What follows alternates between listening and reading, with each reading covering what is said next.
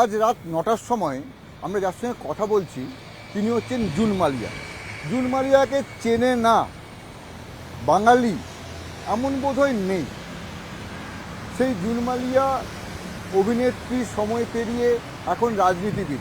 আমরা তার সঙ্গে রাজনীতির কথা বলবো এবং অন্যান্য নানা বিষয়ে কথা বলবো। জুনদি, আপনি তো মেদিনীপুরের সাংসদ, মেদিনীপুরের আপনি এমএলএও ছিলেন, তো এবার আগের থেকে একটু চ্যালেঞ্জিং হয়ে গেছে না? 2021-এ যখন আপনি সাংসদে এমএলএ দাঁড়িয়েছিলেন, এবার 2026, তার মাঝখানে আপনি তো সাংসদে গেলেন, বহু ভোটে জিতে গেলেন, তো এবার একটু অন্যরকম চ্যালেঞ্জিং হয়ে গেছে না? একটু মানে মনে হচ্ছে না লড়াইটা একটু অন্যরকম হয়ে গেছে? লড়াই কিন্তু সব সময় আমাদের 2021-এ অন্যরকমের লড়াই ছিল, সেটাও বাঙালি এবং বাংলার অস্তিত্বের লড়াই ছিল। 24-এও তাই, 26-এও তাই। সুতরাং চ্যালেঞ্জটা তৃণমূল কংগ্রেস নিতে পছন্দ করেন, কারণ আমাদের যিনি দলনেত্রী মমতা বন্দ্যোপাধ্যায় মানে চ্যালেঞ্জ নিবি না ড্যাশ ড্যাশে বিশ্বাস করেন। ওটা বলবেন না। তো দিদির যখন আমরা সব দিদির সাগরেদ, দিদির ছোট ছোট ভার্সন আমরা, সুতরাং আমাদের কাছে চ্যালেঞ্জটাই মেন। চ্যালেঞ্জ ছাড়া তো খেলা জমে না। খেলা জমবে এবার? খেলা তো জমে গেছে অলরেডি, খেলা জমে গেছে, আরো জমবে।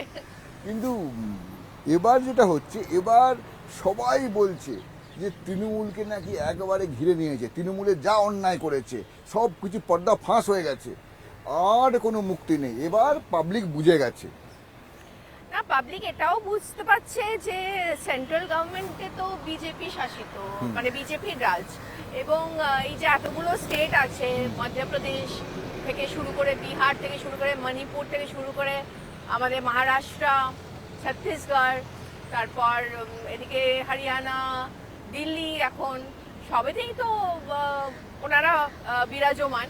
আর ওখানে যে কি কি চলছে, প্রতিনিয়ত যে কি কি চলছে, সেগুলোও কিন্তু মানুষ দেখছে। বিজেপি দ্বারা চালিত সেন্ট্রাল গভর্নমেন্টের ওদের যা অবস্থায় মানুষকে দাঁড় করিয়ে রেখেছে এই মুহূর্তে, ডলার হচ্ছে 95+।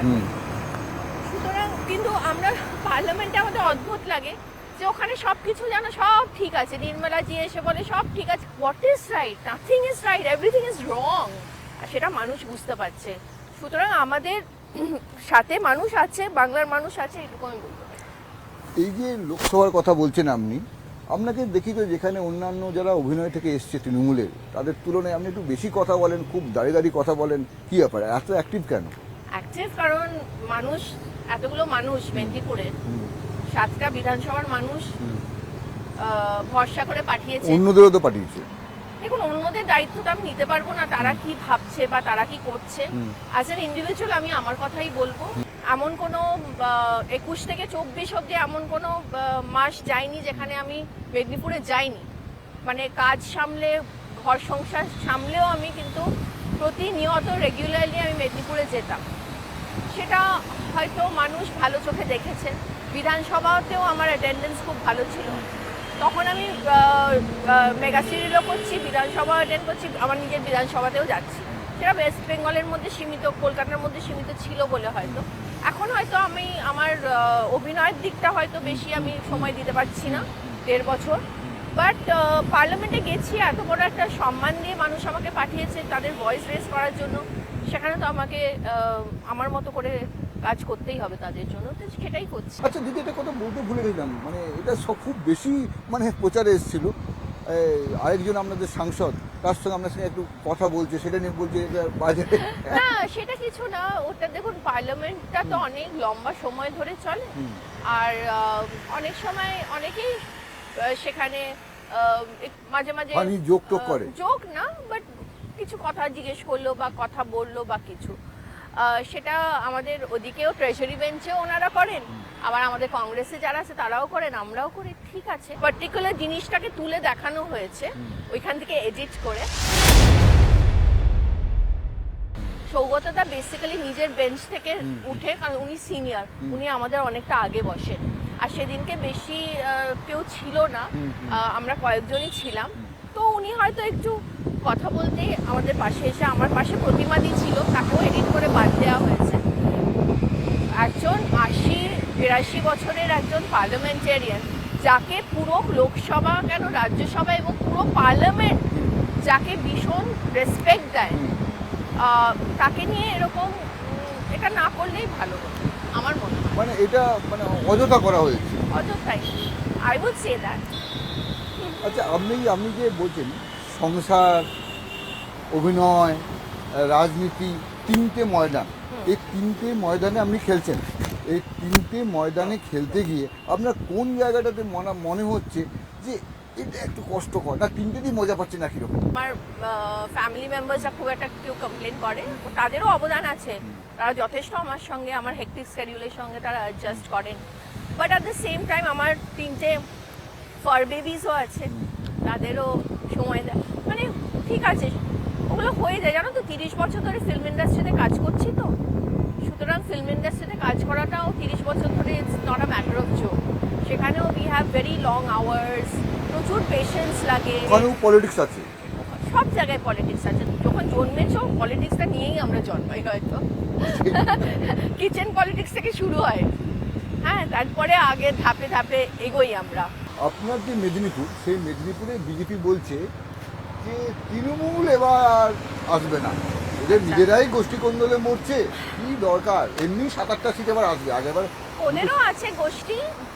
দেখো, সংসার যখন একটু বড় হয় নিজেদের মধ্যে একটু মান অভিমান, রাগারাগি ইত্যাদি হয় সংসার বড় হলে। বিজেপিদের নিজেদের মধ্যেই এত গোষ্ঠী, ওদের আমাদের নিয়ে কথা যতটা কম বলবে। ইলেকশন যখন হয় তখন আমাদের সেনাপতি অভিষেক বন্দ্যোপাধ্যায় দলনেত্রী যখন হুইপ দেয় আমাদের, এবার কাজটা করতে হবে, অনেক ঝগড়াঝাটি হয়েছে, এবার কাজ করো, তখন কিন্তু আমাদের ওয়ার্কার্সরা যারা লিডারশিপ আছে যে জায়গায়, সবাই কিন্তু একসাথে মিলে কাজটা করে, তার রেজাল্টও আমরা দেখেছি। মানে আপনার কথা আমার মেদিনীপুরে তো দুটো গোষ্ঠী আছে, শুভেন্দু বাবুর গোষ্ঠী আছে আর দিলীপ বাবুর গোষ্ঠী আছে, সবাই জানে বিজেপির গোষ্ঠী, তো বিজেপির গোষ্ঠী, তো তার তো ওদেরকে ওদের গোষ্ঠীটা সামলাতে বলো না আগে, তারপর নয় আমাদের দিকে তাকাবে। আমরা তো ভালো রেজাল্ট করে বেরোবো, মানে খড়গপুরে জিতবো, খড়গপুর জিতবেন, খড়গপুর টাউন আমরা জিতছি এবার। মানে এটা কোন অঙ্ক দিদি? খড়গপুরে দিলীপ ঘোষকে আমার ছেড়ে দিল, নিজের অঙ্ক। দিলীপ ঘোষ শুভেন্দুর মিছিলে অত করে নমিনেশন তাই ফাইল দিলীপ করছে, ঘোষকে দাঁড় করানো, আমার এগেন্সে কেন দাঁড় করালো না? দিলীপ ঘোষের জন্য তো আমি নিশ্চয়ই একটা উইক ক্যান্ডিডেট ছিলাম, বর্ধমানে কেন পাঠিয়ে দিল? কি আবার আসানসোল দক্ষিণ থেকে অগ্নিমিত্রাকেই বা কেন নিয়ে এলো? আবার অগ্নিমিত্রাকে নিজের সিটে পাঠিয়ে দিয়েছে। তো বেসিক্যালি কি ক্যালকুলেশন ওরা চলছে আমি জানি না, খড়গপুর এবার আমরা জিতছি। এটা কিন্তু বড় কথা হয়ে গেল দিদি। মিলিয়ে নেবেন, 4 তারিখে মিলিয়ে নেবেন, 4 তারিখে। আর আমি জানি দিলীপ দা অনেক কিছু বলবে এটা দেখে, বাট খড়গপুর বলছে যে দিদি জিতছে। খড়গপুর সদর নিয়ে যে মন্তব্য করছেন, মানে দুটো ডি আছে, দিলীপ অ্যান্ড দিদি, আচ্ছা, তো দিদি ইজ উইনিং। দিদি জিতছে। আচ্ছা, এই যে আপনি এত কনফিডেন্ট, এই জায়গাটায় দাঁড়িয়ে তৃণমূল থেকে আপনাকে তৃণমূলের প্রচার প্রমুখ যাকে বলা হয় বিজেপির ভাষায় মানে করা হয়েছে, আপনি এই নতুন চ্যালেঞ্জটা কেমনভাবে নিচ্ছেন? দেখো, আমি তো 2009 থেকে তৃণমূলের সাথে আছি, হয়তো অফিসিয়ালি তখন নাম লেখাইনি। 2011-তে তখন সেলিব্রিটিদের মধ্যে খালি আমি, সোহম, অনামিকা দি, হরদা আর রানা, আমরা এই কজন কিন্তু 2011-তে মাটি কামড়ে তখন করেছিলাম দিদির জন্য প্রচার। এবার 2021 থেকে যেহেতু আমি এমএলএ হলাম এবং পরবর্তীকালে এখন আমি টিএমসি, অফকোর্স আমি টিএমসি, সেই জন্য হয়তো পার্টির তরফ থেকে এখন আমাদেরকে বলা হয় স্টার ক্যাম্পেনার বা পার্টির মুখ হিসেবে প্রচার করার ব্যাপারটা, কিন্তু আমি অনেক দিন আগে থেকে করছি, এটা আমার জন্য কিছু নতুন নয়। এবার কিন্তু ভোটে যারা পুরনো সিট যারা পেয়েছিল তাদের ছাড়া কোনো অভিনেতা বা অভিনেত্রীকে দেওয়া হয়নি। এই যে অভিনেতা ও অভিনেত্রীরা রাজনীতিতে এসে, এটা কি, আপনি তো রাজনীতির জায়গাটা ঠিক সামনে নিয়েছেন, কি সবার পক্ষে কি সম্ভব সেই জায়গাটা করে ওঠা? মানে না, করছে, সায়নী তো ভালো কাজ করছে, সায়নীও তো অভিনেত্রী, অভিনেতা অভিনেত্রী বা গায়ক গায়িকা বা স্পোর্টসম্যান মানেই যে সে ভালো করে কাজটা করবে না সেটা নয়। প্রসুন্দা তো আছে, না, যারা মাটি কামড়ে লড়াই করে যাচ্ছে, হঠাৎ করে দেখতে পাচ্ছে তারা, এবার যদিও হয়নি, অন্য যে কোনো দল, যে অভিনেতা অভিনেত্রীদের মাথার উপর বসিয়ে দেওয়া হলো, তারা লড়ছে বিধানসভা, তারা লড়ছে এমপি সিট, মানে এই একটা রকম জিনিস এটা তো লিডারশিপের ডিসিশন, এবং কখনো কিছু কিছু জায়গায় যখন দরকার পড়ে তখন তারা সেইভাবে চলে। আমার মনে হয় পলিটিক্সটাতে সব ফিল্ড থেকে কিন্তু আসা উচিত, আমার মনে হয়। Politics is just not about politicians. আমার মনে হয় যে সোশ্যাল সেক্টর থেকেও মানুষ সেটা তো ভালো। যেমন সায়নীর কথা আমি বলছি, রাজ যথেষ্ট ভালো কাজ করেছে ব্যারাকপুরে, লাভলি যথেষ্ট ভালো কাজ করেছে সোনারপুরে। আমার মনে হয় এবারে যারা 21-এ যারা উঠে এসেছে টলিউড থেকে, ইন্ডাস্ট্রি থেকে, আমাদের ফিল্ম, আমরা যথেষ্ট কিন্তু সিরিয়াস।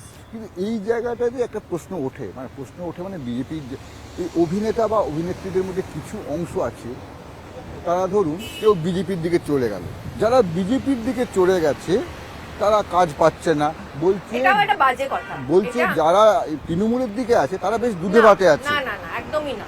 ইয়াশ থেকে শুরু করে অনেকে বিজেপি জয়েন করেছিল, শ্রাবন্তী বলুন, আরো অনেকে, পার্নো থেকে শুরু করে অনেকে। ছোট ট্যালেন্ট থাকলে না কাজের অভাব হয় না। তখন না মানুষ বা ডিরেক্টর, পরিচালক, প্রযোজক চ্যানেল দেখে না যে তুমি টিএমসি করছো না, তুমি বিজেপি করছো না, সিপিএম করছো না, কংগ্রেস করছো। কাঞ্চনা দাপিয়ে কাজ করছে, এখনো করছে। অঞ্জনা দাপিয়ে কাজ করছে, রূপাঞ্জনা করেছে সেই সময় যখন রিমঝিম বিজেপি জয়েন করেছিল, ও কাজ পেয়েছে, কাজ করেছে। যারা কাজ পায়নি তারা নিজেদের একটু তাদেরকে ভাবতে হবে যে আমরা কি কেন কাজটা পাচ্ছি না। এই রুদ্রনীল ঘোষ বা এমনি যথেষ্ট কাজ করেছে। আর এতগুলো আমাদেরই তো টিএমসির এমপি দেব তো বেশি বিজেপি থেকে উঠে আসা নায়ক নায়িকাদের নিয়ে বেশি কাজ করে। রূপা গাঙ্গুলি বলুন, মিঠুন চক্রবর্তী বলুন, অঞ্জনার সঙ্গে তো আমি কাজ করেছি কিশমিশে। ওই দেব তো বলছে না যে আমি টিএমসি বলে আমাকে খালি টিএমসি লোকেদের নিয়ে কাজ করতে হবে। মানে এই যে বলছে তৃণমূল করলেই দুধে ভাতে থাকবে, বাকিদের কাজ নেই, এগুলো বাজে কথা। কিন্তু অনির্বাণ ভট্টাচার্য যাকে নিয়ে দেব মুখ খুললো, হ্যাঁ, আপনি কি মুখ খুলেছেন ওটা নিয়ে? অনির্বাণ আমাকে তো কখনো কেউ কিছু জিজ্ঞেস করেনি, আমি জিজ্ঞাসা করলাম। হ্যাঁ না, অফকোর্স আমি বলবো যে কাউকে কেন ব্ল্যাকলিস্ট করা হচ্ছে, কিসের জন্য ব্ল্যাকলিস্ট করা হচ্ছে, তার ভার্সনটা জিজ্ঞেস করা হচ্ছে কিনা। মানে আমরা তো কারো কেনা গোলাম বা স্লেভারি করতে তো আমরা আসি। সেখানে অনির্বাণকে দীর্ঘকাল ধরে বা দীর্ঘদিন ধরে যে ব্ল্যাকলিস্ট করা হচ্ছে, সেটা কেন করা হচ্ছে সেটা আমার মনে হয় যে একটা প্ল্যাটফর্মে সবাই মিলে এসে এটার একটা সমাধান করা উচিত। দেব ঠিকই বলেছে, পলিটিক্যাল ভিউ সবার যে এক হবে তার কোনো মানে নেই। একটা ডেমোক্রেটিক কান্ট্রিতে সেটা হওয়া উচিত না। ও একটা খুবই ভালো, ওর ট্যালেন্টেড ছেলে। রাহুল যেমন আমাদের ছিল, খুব ভালো অভিনেতাকে আমরা হারালাম। রাহুলের মৃত্যু নিয়েও তো অনেক কথা উচিত। সেফটি সিকিউরিটি তো অফকোর্স নিয়ে কথা উঠবে। সেখানে তো সেফটি মেজার্স না থাকলে তো এটা একটা সত্যি একটা চিন্তার বিষয়, এবং এত ক্যাজুয়ালি তো নেওয়া উচিত না। এটা তো আমাদের, আমরা একদিকে বলি আমাদের ফিল্ম ইন্ডাস্ট্রি, তো ইন্ডাস্ট্রিতে এই সেফটি মেজার্স গুলো তো থাকা উচিত। যে অনেকেই বলছে যে এরকম যেন আর না হয়। রাহুলের চলে যাওয়াটা কিন্তু আমরা কেউই মেনে নিতে পারছি না। যদিও এটা অ্যাক্সিডেন্ট, বা এই অ্যাক্সিডেন্টটা তদন্ত হবে, বাট ওখানে কি লাইফ সেভিং গার্ডস ছিল, এটা আমার একটা বড় প্রশ্ন। যে হেন্সফোর্থ এটা আমাদের সবার জন্য একটা লেসন, যে প্রডিউসার আমাদের বন্ধু বা কাছের, বা পরিচালক আমার বন্ধু বা কাছের মানুষ বলে আমি বলবো যে হ্যাঁ হ্যাঁ শর্টটা দিয়ে দিই, এটা যেন আর কোনোদিনও না হয়। যে আমরা আমাদের নিজেদের সিকিউরিটিটা আগে, আমাদের ফ্যামিলি আছে, আমরা আমাদের ফ্যামিলি ছেড়ে শুটিং করতে যাচ্ছি, সেখান থেকে যাতে আর কোনোদিনও আমাদের ফ্যামিলির কাছে কোনো ব্যাড নিউজ না আসে, সেইটা কিন্তু আমি ফেডারেশনকেও বলবো, আর্টিস্ট ফোরামকেও বলবো, এবং আমাদের যারা অভিনেতা অভিনেত্রীরা আছেন আমাদের ইন্ডাস্ট্রিতে সবাইকে বলবো যে this should be a major lesson for all of us, and I opener. সবাই বলে মমতা বন্দ্যোপাধ্যায়ের খুব কাছের মানুষ আপনি। খুব কাছের মানুষ দিদির অনেকেই। আই এম জাস্ট লাকি যে দিদি আমাকে ভীষণ ভালোবাসে। আপনি তো লাকি বলছেন, কিন্তু দলের মধ্যেই তো অনেকে হিংসে করে। ওই তো জুন মানে দিদি সব হ্যাঁ বলে দেবে। শুনিনি, আমার সঙ্গে কারো যদি মনোমালিন্য হয় আমি তার এগেইনস্টে দিদিকে বলি না, অভিষেককেও বলি না। আমি কমপ্লেন করতে ভালোবাসি না। দিদির ব্যথাটা আমি বুঝতে পারি। সবাই মিলে চ্যাঁ করলে পরে একটা মানুষ তো সবাই এক হয়ে মমতাকে এনেছে। সেই মমতা বন্দ্যোপাধ্যায় কি পুরো পাল্টি খেয়ে যাচ্ছে? আগের মতো আর নেই, এত অভিযোগ তো কখনো আগে ওঠেনি।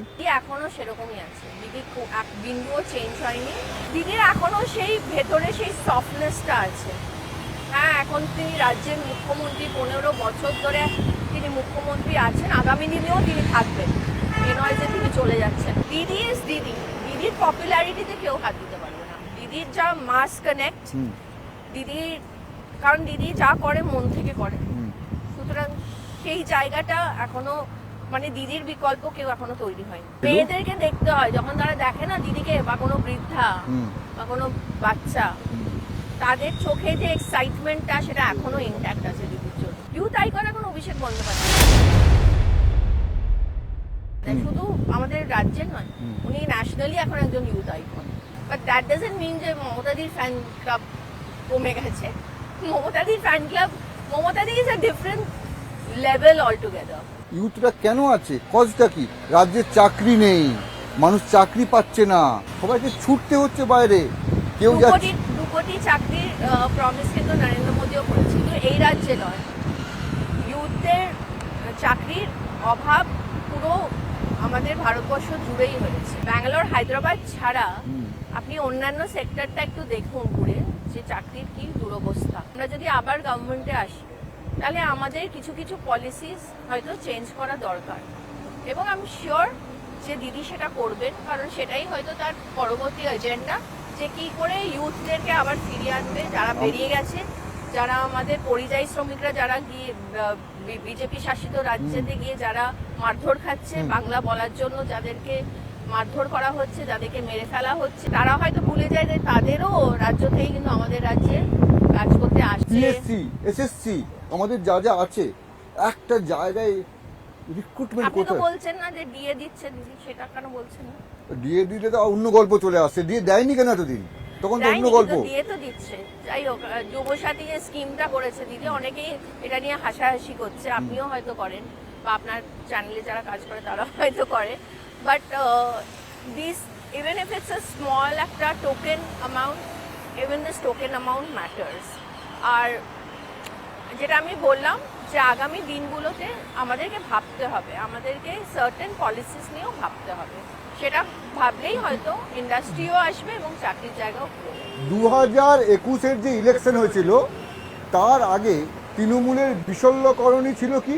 লক্ষ্মীর ভাণ্ডার, একবারে বিশল্যকরণী, কোরামিনের মতো কাজ করে গেছে। এবার 2026-এ আপনি যে যুবশ্রীর কথা বলছেন, সেটা সেরকম, যুবসাথী, যুবসাথীর কথা বলছেন, সেটা কি সেরকম কিছু ভেবে করেছে? লক্ষ্মীশ্রী ছিল, সেরকম কিছু মানে ভেবে করা মানুষকে একটু ঘুষ দেওয়া হলো।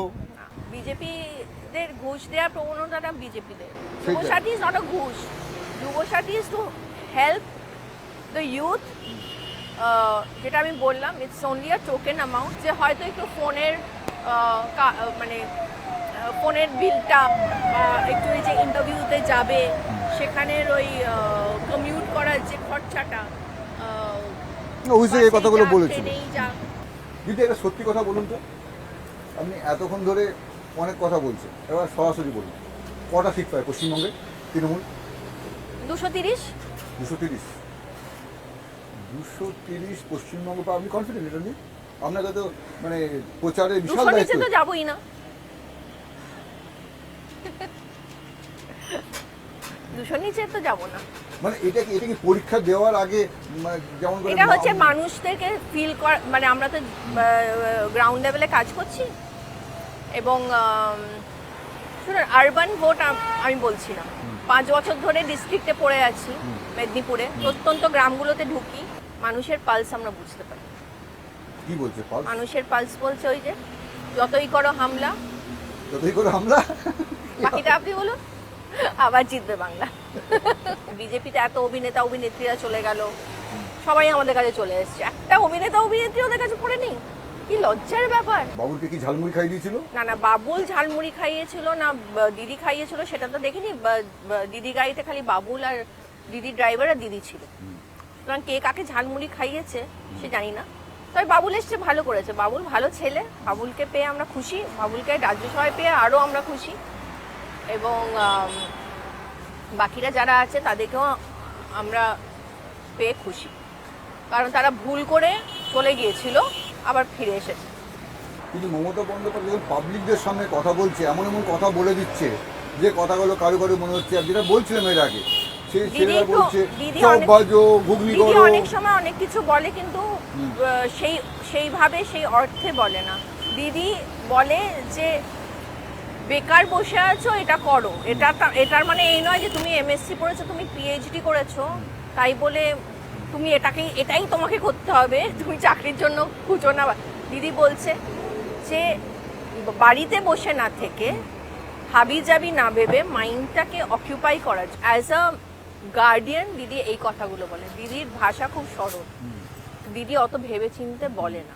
দিদি is a politician, is a very seasoned politician, but she is also very human. মানুষের ভিউজ মানুষ দিতেই পারে। This is India is a free country, it's a Democratic country. দিদিকে তো সারা জীবন ক্রিটিসিজম থেকেই উঠে এসছে, মমতা ব্যানার্জি ক্রিটিসিজম থেকে উঠে এসছে। কিন্তু এখন বলছে ভগবান বৃদ্ধ হয়েছে, তিনি আর সে আগের মতো আর নেই। সেটা মনে হয় দিদি ক্যাম্পেনিং দেখে মনে হচ্ছে আপনার একবারও যে উনি বৃদ্ধ হয়েছে? দিদির মাইন্ডটা এখনো একটা 14 বছরের ইউথের মতো, একদম মেমোরির বক্সটা। আপনি হয়তো নাম ভুলে যাবেন, দিদি নাম ভুলে না কারো। এই যে মেদিনীপুরে গেছে, প্রত্যেকটা মানুষের নেতাদের মুখ উনি চেনেন, নাম যে চেনেন, এরকম প্রত্যেকটা ডিস্ট্রিক্টে উনি চেনেন সবাইকে। কিন্তু এরপর তো এই কোয়ালিটিগুলো তো গত 15 বছর ধরে চলছে, এই কোয়ালিটিগুলো। তাহলে মানুষ এত বিক্ষুব্ধ হলো কেন? এত বাইরে থেকে বিজেপি থেকে কত লোক এসছে, বলছে বিজেপি এবার পাবেই। বিজেপির নেতারা তো 21 এসে পড়েছিল, কি পেয়েছিল? ওটা না, এবার কিন্তু পাড়াটা বদলে গেছে, এবার অঙ্কটা অন্য হয়েছে। এবার যা হয়েছে একের পর এক তৃণমূলের দুর্নীতি সামনে চলে এসছে। এগুলো প্রমাণ করুক না, আগে কোর্টে প্রমাণ করুক। সবকিছু তো কোর্টে আছে, প্রমাণ করুক না। বালি, কয়লা, এই ওই হানা এগুলো প্রমাণ করুক। আপনি তো গ্রামে যান, দেখেছেন তো পঞ্চায়েতের লোকগুলো কিরকম মোটা গলায় সোনার চেন পরে ঘুরছে, সবার জমি হয়েছে, বাড়ি হয়েছে। কিন্তু বিজেপি যে এত বড় বড় চার্জশিট বানাচ্ছে বাংলার সম্পর্কে, তো ওরা তো নিজেদের চার্জশিটটা বানালে আমরা যখন বানাতে শুরু করবো না, ওরা পালাবার জায়গা পাবে না। কেন বানানোর তো দরকার নেই। দরকার কি আছে? যখন দরকার পড়বে তখন বানাবো, দরকার নেই তো এখন চার্জশিট বানানো। এই যে এসআইআর, মতুয়া, বাঙালির যে সম্মান যে হারিয়ে গেছে, এই জায়গাটা দাঁড়িয়ে তৃণমূল কি করবে? বাঙালি একা যদি কেউ বলে বাঙালি, ও বাঙালি, ওখানে খালি ঝগড়া হয়, ওখানে শিল্প নেই, বাঙালি এরকম ও বাঙালি কিরকম? বাঙালি বিপুল একটা ব্যাপার ছিল, সেই জায়গাটা কোথায়? এখনো তাই আছে। এগুলো একটা অবাঙালি ন্যারেটিভ তৈরি করা হচ্ছে, সেটাও তো আপনাকে বুঝতে হবে। মানে আমার প্রচুর মারওয়ারি বন্ধুরা আছেন, পাঞ্জাবি বন্ধুরা আছেন, সাউথ ইন্ডিয়ান বন্ধুরা আছেন। আমরা কিন্তু এইভাবে ভাবি না, ওরাও কিন্তু এইভাবে ভাবে না। ওরা কিন্তু এই ন্যারেটিভটাকে ঠিক তো চোখে দেখছে না। যারা এবারে অবাঙালিরাও দিদিকে ভোট দেবে, বেশি দেবে, দেখে রাখবে। তাই? হ্যাঁ, ভবানীপুর নিয়ে বলছে শুভেন্দু অধিকারী। ভবানীপুরে দেখবেন কি অবস্থা হয়। শুভেন্দু বাবু হাইপার হচ্ছে, ঠিক আছে, উনি ক্যান্ডিডেট, আর একদম মমতা ব্যানার্জির উল্টো দিকে দাঁড়িয়েছে শুভেন্দু বাবু। প্লাস ওনার আবার নন্দীগ্রামও চাপ হয়ে গেছে এখন।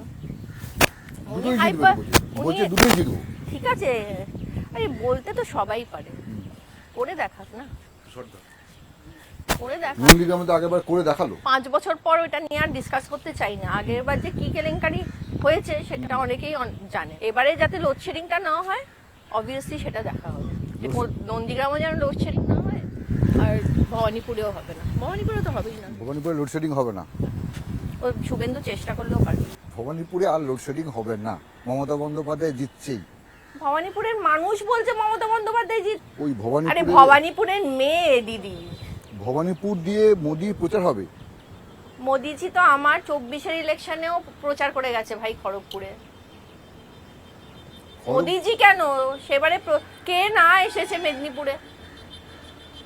শিবরাজ সিং চৌহান থেকে শুরু করে, অমিতজি থেকে শুরু করে, আমাদের যোগীজি থেকে শুরু করে সবাই তো আসে, প্রচার করে। প্রচার করবে না কেন? ওনাদের সময় আছে হাতে, অফকোর্স এসে প্রচার করবে। দেশের কাজ ফেলে রেখে বারবার এখানে আসবে প্রচার করতে, এটা তো বাংলার মানুষের চোখ সয়ে গেছে এখন। যে ইলেকশন হলেই, যেই প্রচারে আসুক কিছু হবে না, হলেই এনারা আসেন, উড়ে উড়ে আসেন। সিএনজি, এলপিজি, হাওয়াই জাহাজের ফিউয়েলের দাম বেড়ে যাচ্ছে, ডলার 95-তে চলে যাচ্ছে, নেভার মাইন্ড। আমাদেরকে 14 বার 15 বার তো আসতেই হবে। বেঙ্গলকে তো দখল করতে হবে।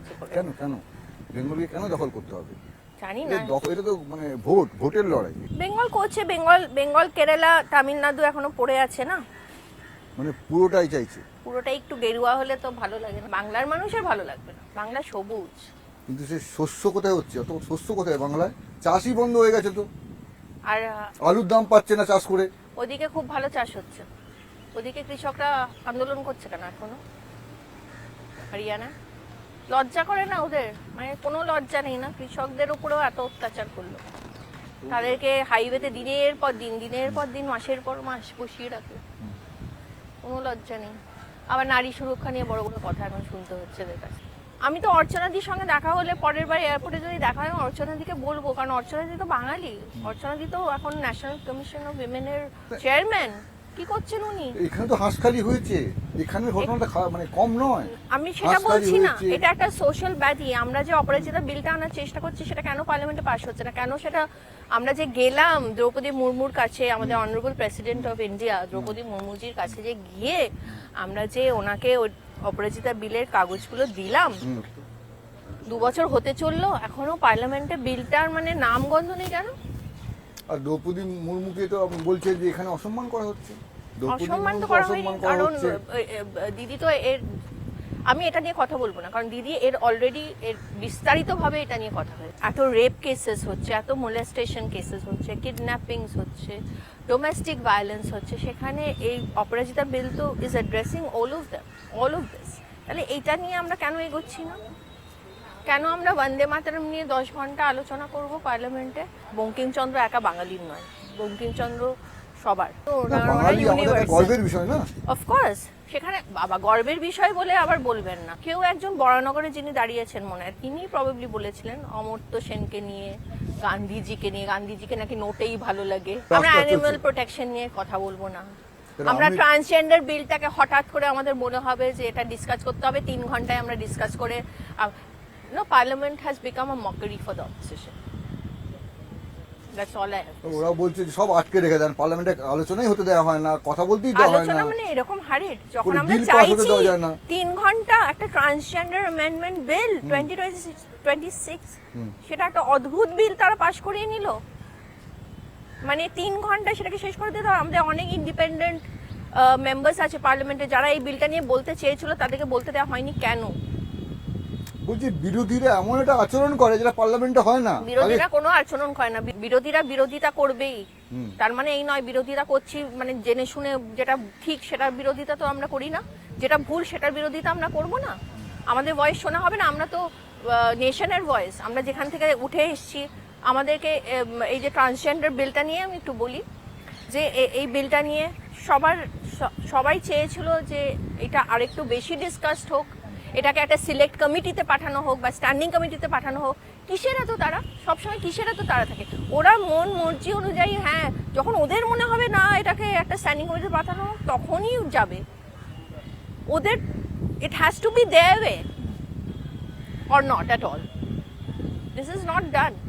In a democratic country, you cannot do this. This is not the way a parliament works. Sorry. They've made a mockery out of the parliament. ঠিক এই কথাটাই বলছে, আমাদের বিধানসভা এটাই হয়। বিধানসভাতে এটা হয় না। আমি বিধায়ক ছিলাম, আমি বিধানসভা অ্যাটেন্ড করেছি।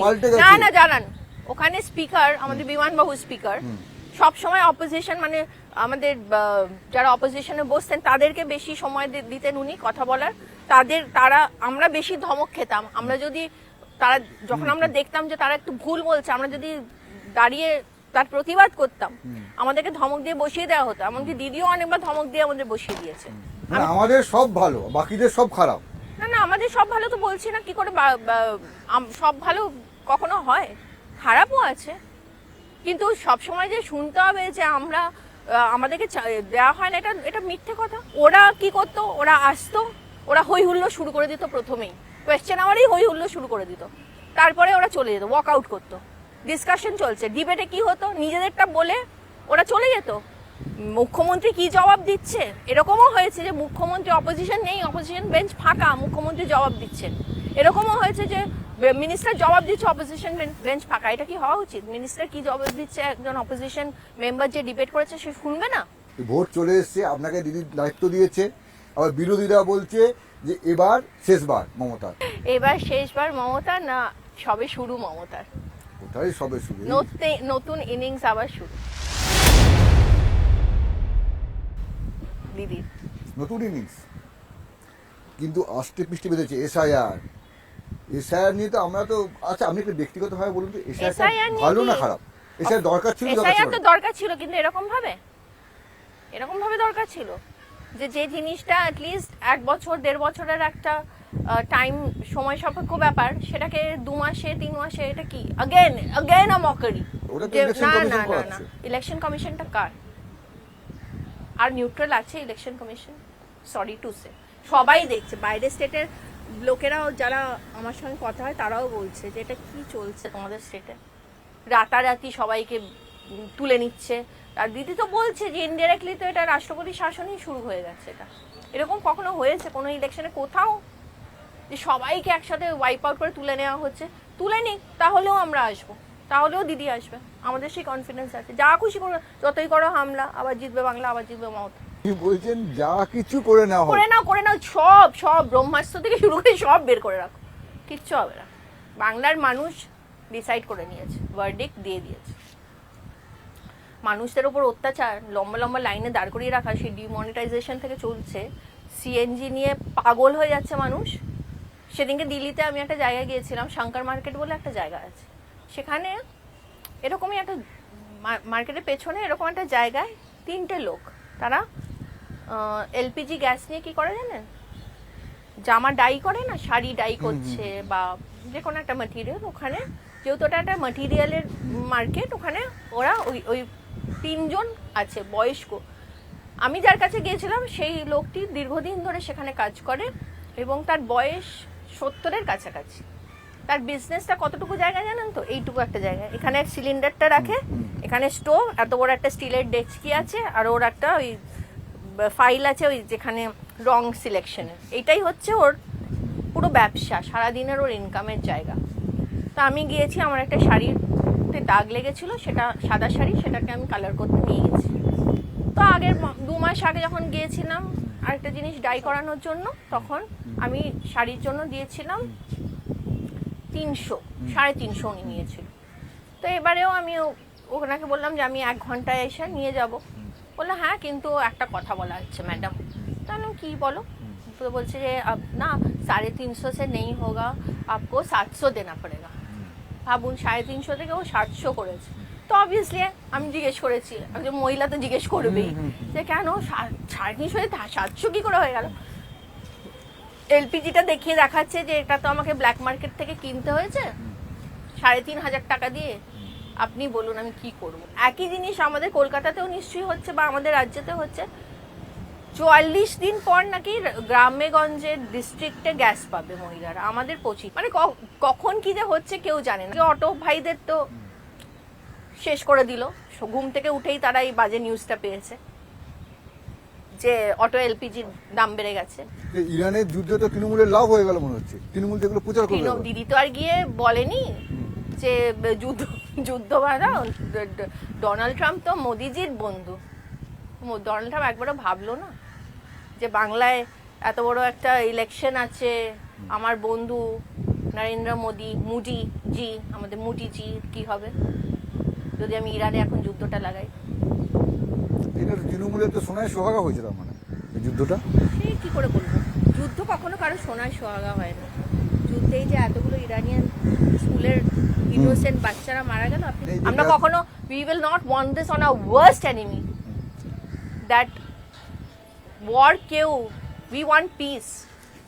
সে দিদি বলুন, যেই বলুন, আমরা সবাই পিস চাই, আমরা ওয়ার চাই না। we want love, we want peace, we want compassion।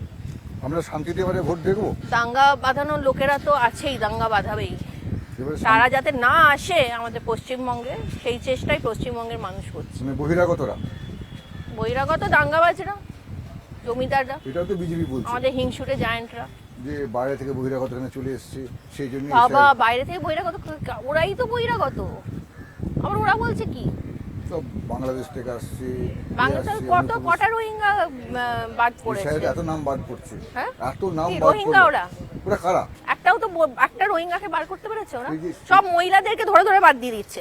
মহিলারা বাদ পড়ে যাও, মহিলারা যেহেতু দিদিকে ভোট দেয়, মহিলাদেরকে বাদ দিয়ে দাও, মাইনরিটি কমিউনিটিকে বাদ দিয়ে দাও।